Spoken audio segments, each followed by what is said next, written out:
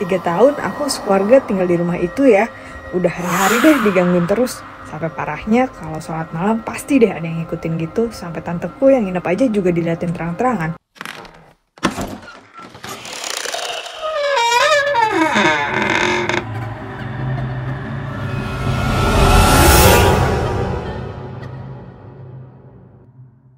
Hai gengs, gue mau nginfoin aja kalau Mibel ini dalam rangka anniversary mereka lagi mau bagi-bagi hadiah loh. Ada pokoknya iPhone sampai jutaan rupiah, banyak banget. Karena langsung kepoin aja ke Instagram mereka nih @mibelskin. Caranya kamu langsung masuk ke Shopee aja dan cari official store-nya Mibel ataupun Mirel, terserah kalian pilih salah satunya itu boleh. Dan selesaikan checkout pembayaran di keranjang belanjaan kalian. Kalau sudah, langsung screenshot saja. Lalu kemudian buka Instagram kalian dan bikin Instastory untuk mengepost tadi hasil screenshotannya. Tapi jangan lupa tag Instagram Mirel Beauty dan tag juga Mibel Skin. Kirim juga screenshot tadi langsung ke DM-nya Mirel Beauty dan juga Instagramnya Mibel Skin. Pokoknya periodenya itu kalau nggak salah dari 1 September kemarin sampai nanti nih 20 Oktober. Jadi langsung ikutan deh, kepoin langsung. Sekalian nanti langsung klik link Shopee yang ada di bio mereka atau ada di bawah deh, nanti gue taruh buat order nih body care dari produk-produknya Mibel. Kayak ini nih body lotion.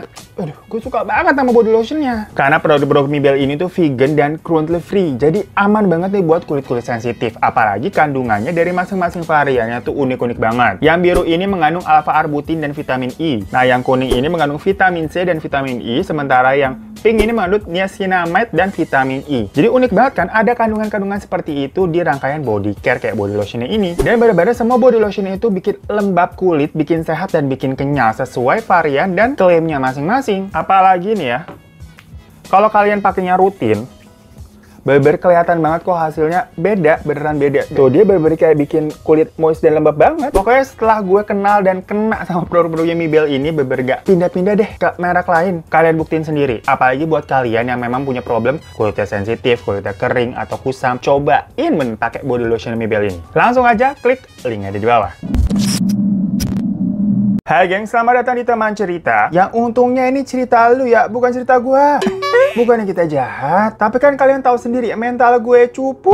Pingsan gue kali ya. Kalau mengalami hal-hal yang bombastis, jangan sering kalian share-share di cerita di sini. Nah, di teman cerita kali ini, gue akan cerita tentang pengalaman dari teman kita yang bernama Siska tapi nggak pakai call. Gila. Jadi di cerita hari ini nggak usah pakai kayak kalimat selamat mencoba. Oh enggak, gengs, nyobain begitu. Karena Siska ini selama 3 tahun tinggal di suatu rumah berhantu yang angker di kota Bandung. Dari tahun 2010 sampai 2013 lah pokoknya. Betah juga ya 3 tahun. Tapi sebelum kita ke cerita, apa aja yang dialami di rumah tersebut, Siska sempat cerita nih flashback ke masa dulu. Kalau memang dia sama adiknya, itu sewaktu kecil agak sensitif. Bahkan adiknya itu yang beda umur 3 tahun. Lebih parah sensitifnya, geng. Maksudnya bisa melihat hal-hal tak kasat mata. Sampai-sampai pas mereka waktu kecil, itu kurang bisa bedain mana yang hantu, mana yang beneran orang. Nah, Siska sama adiknya yang bernama Sania ini tumbuh besarnya sebenarnya di Semarang. Di daerah kuburan Bergota katanya. FYI aja menurut Siska, Bergota itu kuburan yang besar yang ada di kota Semarang di tengah-tengah. Maklum kita belum pernah ke sana. Jadi buat teman-teman yang tahu mungkin boleh komen di bawah ya. Soalnya katanya kondisi itu ramai, nggak nyeremin sama sekali. Ada kuburan begitu. Bahkan katanya juga ada kampung di tengah kuburannya itu yang teras rumahnya berarti ya makam orang meninggal. Jadi udah slow kali hantu di situ ya. Nah lanjut nih, Siska sama Sania itu pas kecil, ceritanya sering diajak bapaknya buat muter-muter tuh malam-malam cari jajanan. Nah waktu Siska umur 7 tahun, sementara kan beda 3 tahun berarti adanya 4 tahun tuh. Mereka pernah kayak semacam beli martabak di deretan pedagang kaki lima yang emang banyak jualan di sekitaran kuburan Bergota tadi. Jadi kondisinya lagi-lagi tuh ramai tidak menyeramkan. Walaupun sebelahnya kuburan nih. Nah waktu itu sekitar tahun 2000-an. Dan memang masih banyak pedagang di sekitar situ. Ya kalau sekarang kita juga nggak tahu nih. Siska nggak tahu maksudnya. Karena dia udah lama nggak ke Semarang. Karena kan sekarang pandemi. Jadi emang masih ramai pedagang atau enggak? Buat teman-teman yang tahu langsung lagi komen di bawah. Pokoknya pas dia lagi nunggu martabaknya, si adiknya nih Sania nanya tuh ke bapaknya. Pak, itu ada nenek-nenek ngapain malam-malam muter-muter di kuburan? Nah di situ ternyata si Siska juga lihat. Terus dia bilang ke adiknya, itu neneknya ke makam cucunya kali ya? Kasian cucunya udah meninggal masih kecil. Dimana mereka berdua nih sama-sama melihat sosok nenek-nenek bersanggul kayak ukel, bajunya hitam panjang sampai nyeret-nyeret tanah dan kayak pakai tongkat juga, geng. Tapi si nenek itu cuma muter-muter di satu batu nisan aja. Nah di situ sama bapaknya cuma dijawab, udah jangan diliatin, karena bapaknya udah tahu nih dari bayi kedua anak perempuannya ini udah emang suka lihat hal-hal yang aneh. Nah Siska sebenarnya juga penasaran, kenapa ini bapaknya selalu ngomong kayak begitu sama dia ke adiknya. Awalnya Siska ini mikir, mungkin yang dilihat dia sama adiknya itu adalah kayak semacam gelandangan atau orang gila. Ya nanti kalau diliatin nih, takutnya ngejar gitu kan. Ya namanya mereka masih kecil nih, belum tahu yang namanya perhantuan. Tapi semakin besar, Siska mulai pinter nih. Jadinya tahu dia kenapa bapaknya sering bilang, udah jangan diliatin. Karena Siska akhirnya mulai tahu yang namanya hantu itu ada. Makanya kalau dia nih ketemu tahu-tahu ada sosok yang bentuknya serem, dia lebih milih nunduk dan pura-pura nggak lihat aja lah. Istilahnya kemampuannya makin lama nggak dia asah. Yang hasil, dia akhirnya jarang melihat hal-hal yang aneh. Tetapi kalau adiknya si Sania, itu masih sering banget ngelihat hal-hal tak kasat mata. Dia pernah bilang, kalau di depan rumah mereka banyak cowok-cowok yang pada main di atas genteng. Padahal sebenarnya kalau orang lain melihat ya nggak ada apa-apaan. Jadi di sini tuh adiknya jauh lebih peka. Malah pernah juga Sania dengan polosnya bilang, Mbak itu katanya bapak tetangga sebelah meninggal. Loh itu orangnya ada tuh ngerokok di depan teras. Tapi karena Siska ini udah dewasa dan udah tahu kalau berarti ini adiknya ngeliat yang aneh-aneh, akhirnya Siska ini mulai mengeluarkan jurus bapaknya, yaitu bilang,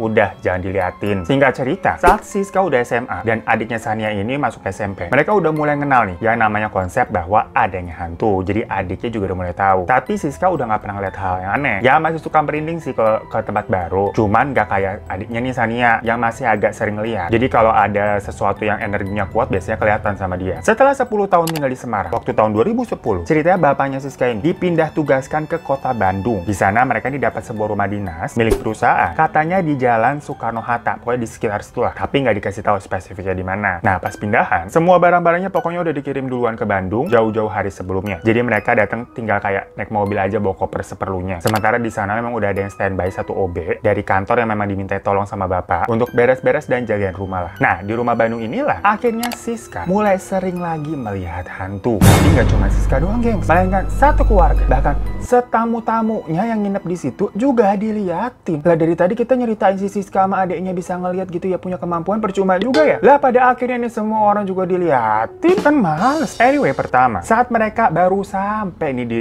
rumah dinas itu, mereka udah dapat kayak semacam welcome ceremony dari penghuni situ, udah disambut. Dimana waktu itu pas mereka sampai, kondisinya udah capek banget karena perjalanan naik mobil kan lumayan ya. Dan mereka tuh sampai sana sekitar jam 10 malam. Sampai depan gerbang nih, pintu pagar ternyata udah digembok sama si OB. Jadi telepon lah sama bapaknya si OB ini kan buat bukain pintu pagar. Sambil nunggu teleponnya diangkat, semua yang di dalam mobil pada keluar kayak ngerenggangin gitulah. Kan pada pegel tuh seharian di mobil. Pokoknya di situ ada bapaknya, ibunya, sang supir, Siska sama adiknya Sania. Sama ada satu lagi asisten rumah tangga yang memang udah ikut dari keluarga mereka semenjak ibu bapaknya tuh baru menikah. Nah, pokoknya pas si OB-nya ini baru datang mau bukain gembok, Sania ini ngelihat ke arah pintu utama di rumah itu dan langsung bilang, "Pak, pokoknya Sania nggak mau pindah ke sini, nggak mau. Pokoknya nggak mau. Sania nggak mau masuk, pokoknya nggak mau." Dan saat itu posisinya si Sania ini genggam lengannya Siska tuh kenceng banget kayak bener-bener ketakutan. Nah, Siska keluarga ini udah tahu kalau Sania ini begini nih, pasti dia lagi ngelihat hal yang aneh-aneh. Dan kalau udah begitu biasanya si Siska langsung nunduk, gak berani ngeliat apa-apa, takutnya dia juga ngelihat. Pokoknya dia udah ogah banget deh ngeliat hantu-hantu. Nah, cuman biasanya sang bapak yang tadi kan selalu bilang tuh dari dulu bilang template-nya udah kagak usah dilihat. Kali ini malah langsung dia bilang ke si OB tuh, "Mang, maaf nggak jadi nginep sini deh malam ini. Besok pagi aja saya balik lagi ya." Dari situ, Siska dan keluarga akhirnya masuk lagi ke mobil untuk pergi dan mencari hotel di sekitar situ. Cuman sialnya, waktu mau pergi nih, Siska nggak sengaja gitu arahnya kayak langsung menuju ke pintu utama juga ngeliatnya. Dimana dia melihat orang yang tinggi besar. Pokoknya tinggi banget, tingginya tuh sepintu rumah sampai mentok. Sampai-sampai pintu rumahnya tuh ketutupan sama badannya dia. Terus gitu rambutnya gondrong ke bawah, matanya merah. Dan sosok itu balas melihat si Siska dari dalam mobil. Pokoknya akhirnya malam itu mereka memutuskan untuk nginep di hotel dan baru balik ke rumah tersebut besok pagi. Karena ternyata bapaknya di jalan bilang tadi bapaknya itu juga melihat sosok tersebut di depan pintu. Jadi bapaknya dia nggak pernah lihat apa-apa yang sebenarnya nggak pernah bisa lihat juga. Tahu-tahu ditampakin, gengs. Makanya yaudah malam ini kita pindah ke hotel aja gitu. Nah, normalnya kita tinggal di rumah baru. Keluarga Siska ini karena di awal udah begitu ya, akhirnya juga mengadakan kayak selamatan kecil-kecilan lah untuk doa bersama biar rumahnya adem, tenang. Permisi lah, assalamualaikum. Tapi ternyata tetap aja loh mereka diganggu juga. Awalnya sih ya kayak denger gangguan-gangguan biasa, kayak denger suara pintu diketok, tapi pas dibuka nggak ada orang. Terus kayak ada yang suka ngintip tuh dari balik jendela, tapi pas dilihat kordennya dibuka nggak ada siapa-siapa. Sama sesekali terdengar suara langkah dari lantai atas menuju tangga, jadi kayak ada yang turun gitu guys. Soalnya model dinas mereka tempati itu kayak 2 lantai. Di bawah itu ada 3 kamar, dan di lantai 2 itu kayak lantai semi permanen gitulah. Pokoknya dia ngirim gambar kurang lebih kayak gini. Yang intinya setiap ada orang yang kalau lagi jalan di lantai 2 tuh atau lagi mau naik tangga, pasti langkah kakinya kedengeran jelas kayak duk gitu. Karena lantainya itu semacam kayak terbuat dari besi atau triplek tebal gitulah. Nah, menurut Siska, selama 3 tahun mereka tinggal di sana, tiap anggota keluarga itu punya pengalaman horornya sendiri-sendiri. Yang paling keluarga Siska inget nih semuanya adalah pas kejadian sholat berjamaah. Jadi keluarga Siska ini kebetulan selalu sholat isya dan sholat subuh itu berjamaah. Karena di jam jam-jam tersebut biasanya semua orang udah dari rumah. Nah, ada satu hari nih, di mana mereka lagi sholat isya sekitar di jam 8 malam. Pada rakaat pertama, si bapak yang sebagai imam mulai baca surat Al-Fatihah kan. Pas lagi bacaan, waladolin, tiba-tiba ada suara laki-laki yang menjawab,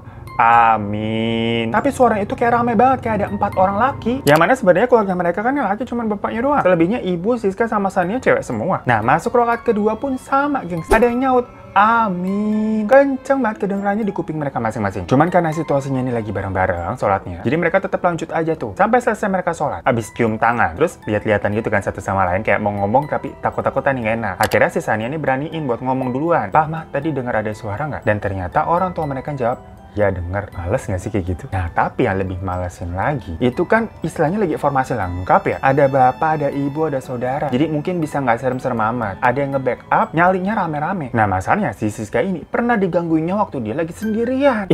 Gue aja mau ceritain ulang kayak takut. Merinding gue nih langsung. Duh, nyesal juga ya kita bawain ya cerita ini. Ikut kebayang gue, ya Allah Siska bener-bener lu ya. Kan takutnya kita juga jadi trauma. Jadi waktu itu ceritanya si Siska ini tuh lagi sholat tahajud, gengs. Karena nggak tahu kenapa setiap jam 2 pagi dia ini selalu kebangun, otomatis aja gitu melek. Kayak udah ada alarm di bawah tubuhnya. Yang dia mau tidur jam 9 ya jam 2 bangun. Mau tidur jam 11 jam 2 bangun. Mau tidurnya jam 1 atau setengah 2 jam 2 bangun. Nah, di situ si Siska mikirnya, oh mungkin nih ada malaikat mau bangunin buat sholat tahajud. Kan bagus gitu emang kita sholat tahajud kalau di sepertiga malam. Ya karena udah jadi kebiasaan juga, udah jadi daily activity seperti malam-malam lainnya. Siska bangun tuh di jam 2. Dia keluar dari kamar kan buat ngambil wudhu ke kamar mandi. Nah, menurutnya saat itu hawanya agak dingin banget dan agak nggak enak, agak beda. Habis wudhu, dia balik lagi tuh ke kamarnya dan mulai pakai mukena. Pas mau takbir, tiba-tiba pintu kamarnya kayak bunyi kebuka.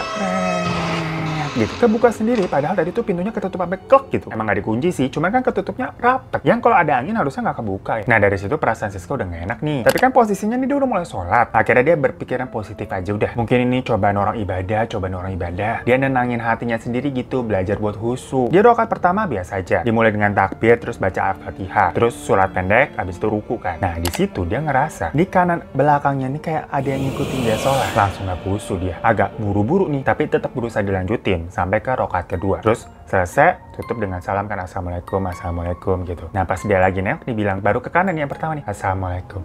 Di sini beneran ya, ada kayak sosok putih gitu yang kayak senyum sama dia. Tapi ya karena posisinya begini, dia nggak terlalu jelas ngelihat mukanya penampakannya kayak apa dong. Yang jelas kayaknya sosok itu tuh putih kayak pakai mukena gitu. Panik dong dia. Akhirnya dia merem nih. Dia duduk baca-baca doa gitu, tasbihan segala macem, sampai gemeteran. Lumayan lama ya, semenit lebih gitu sampai mikir ini gue harus kemana gitu. Udah nggak konsen. Akhirnya Siska memutuskan untuk kabur keluar dari kamar. Yang berarti kan harus ada adegan balik badan tuh. Dan dia harus siap kalau sosok itu masih ada di belakangnya. Tapi bodo amat deh, dia cepet-cepet balik badan dan lari ke pintu. Yang tapi ternyata sosok itu udah hilang. Pokoknya Siska langsung lari tuh ke kamar adiknya. Nah, dari kamar adiknya, mereka langsung lari lagi berdua ke kamar orang tuanya. Dan di malam-malam berikutnya itu ternyata lebih ekstrim lagi, geng. Seperti biasa, Siska bangun lagi tuh di jam 2 pagi. Karena kejadian yang kemarin tuh, dia jadi mikir, duh, sholat nggak ya? Masih trauma soalnya. Tapi akhirnya dia memutuskan untuk, aduh, yaudah sholat aja. Karena kalau dia berhenti sholat gara-gara karena diganggu, berarti si setan itu dong yang menang. Nggak boleh, nggak mau dia. Bedanya Siska ini emang kata zodiaknya Aries. Jadi jiwa bersaingnya tuh tinggi kali ya. Nggak mau kalah, apalagi kalah sama setan, enak aja. Mulailah dia langsung ambil wudhu, masuk ke kamar, dan kali ini pintu ditutup,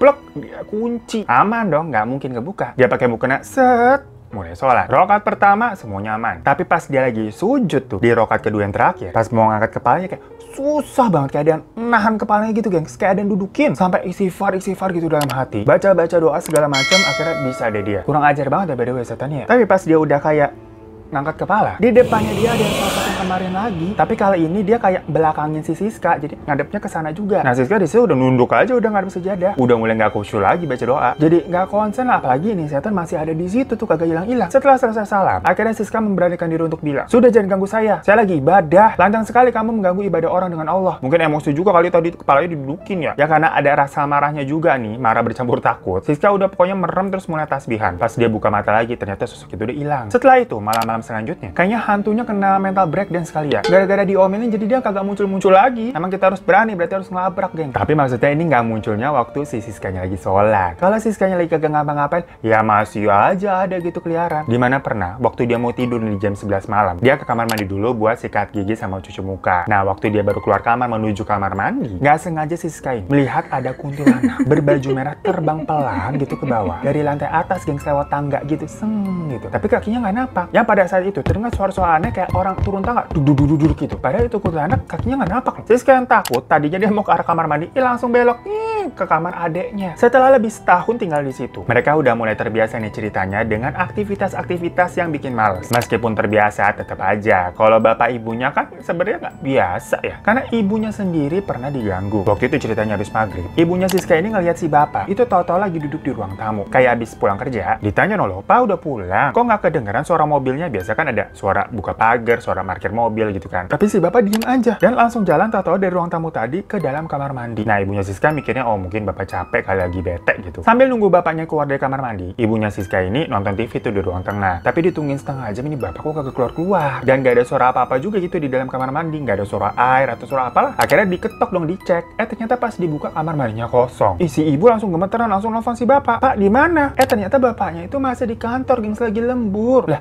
ya berarti tadi di dalam itu siapa? Tapi selain orang-orang rumah, ternyata tamu-tamu yang datang ke sana juga diliatin. Aduh, males banget. Pernah nih mereka saudaranya nginep. Gimana ada tantenya Siska sama anak tantenya memang seumuran sama si Sania. Pas mereka datang, Siska sama Sania senang-senang aja dong. Ada saudara nih yang seumuran kan bisa main. Tapi di hati mereka udah nebak-nebak nih. Duh, dia nanti diganggu nggak ya? Dan jawabannya, ya diganggu lah. Masa enggak? Pas malamnya itu baru hari pertama, si tante sama saudaranya itu udah diganggu nggak bisa tidur. Karena mereka dengar suara berisik-berisik di lantai 2. Yang kita udah tahu tuh, itulah siapa. Saudaranya cerita, pertama yang mendengar itu adalah sepupunya. Lalu bangunin tantenya tuh, atau ibunya dia sendiri berarti ya, karena takut. Nah, mereka berdua akhirnya zikir tuh di kamar. Karena kan gak enak juga bangunin si ibu sama bapaknya ya. Pas mereka lagi zikir, mereka nih lihat ada sosok hitam, aneh gitu ngerangkak, sekelibet gitu cepet banget, nembus dari kaca luar, masuk gitu dari jendela berarti. Terus ngerayap ke atas tembok, habis itu ke atas ke plafon hilang. Itu apa nggak kena serangan jantung lihat begitu? Langsung tante sama sepupunya lari ngibrit keluar kamar, gedor dah bodo amat tuh ngedor kamar ibu bapaknya Siska. Langsung minta dianterin ke hotel malam itu juga. Nah, sebenarnya yang paling bener-bener bisa dilihat kasat mata ya kejadian yang itu sebenarnya, geng. Karena jejak kaki sosok tadi sama telapak tangan kan dia kayak ngerangkak gitu. Itu sampai besok paginya masih ada di tembok, geng. Kayak kaki abis nginjek tanah terus kayak jeplak-jeplak ke tembok. Gimana sih? Sekeluarga tuh sampai geleng-geleng karena diganggunya tuh senyata itu dah, dan jadinya ngerepotin juga. Dimana orang rumah ya harus nyikatin itu bercak-bercaknya dong buat kerjaan. Nah, Siska sendiri sih nggak tahu berapa sebenarnya jumlah penunggu yang ada di rumah tersebut. Tapi yang paling sering dia lihat adalah kuntilanak merah sama beberapa hantu di halaman belakang, yang termasuk yang dilihat sama tante sama sepupunya itu yang ngerangkak. Sementara sosok gede yang ada di depan pintu pertama kali itu kelihatannya cuma sekali aja yang di awal itu doang. Habis itu nggak pernah kelihatan lagi. Pokoknya sampai 3 tahun mereka tinggal di rumah tersebut. Akhirnya orang tua mereka ini dipindah tugaskan lagi, geng, ke Surabaya kali ini. Semua keluarga pokoknya diboyong ikut ke Surabaya kecuali si Siska yang harus pisah karena dia akhirnya kuliahnya itu di Jakarta. Dan itulah akhir cerita dari pengalaman Siska 3 tahun tinggal di rumah angker. Nah, gue pribadi mau bilang makasih banget juga sih ke Siska yang udah niat banget pokoknya dia ceritainnya. Sampai ngirimin dana rumahnya juga, yang bikin gue ikut ngebayangin gitu, ikut trauma. Apalagi yang waktu sholat tahajud, aduh, mikir sekarang gue mau ngambil wudhu. Bener-bener ya lu Siska. Nah, buat kalian yang punya pengalaman pribadi juga tentang cerita-cerita horor, boleh kirim ke email di bawah ini. Dan berarti sampai jumpa di teman cerita selanjutnya.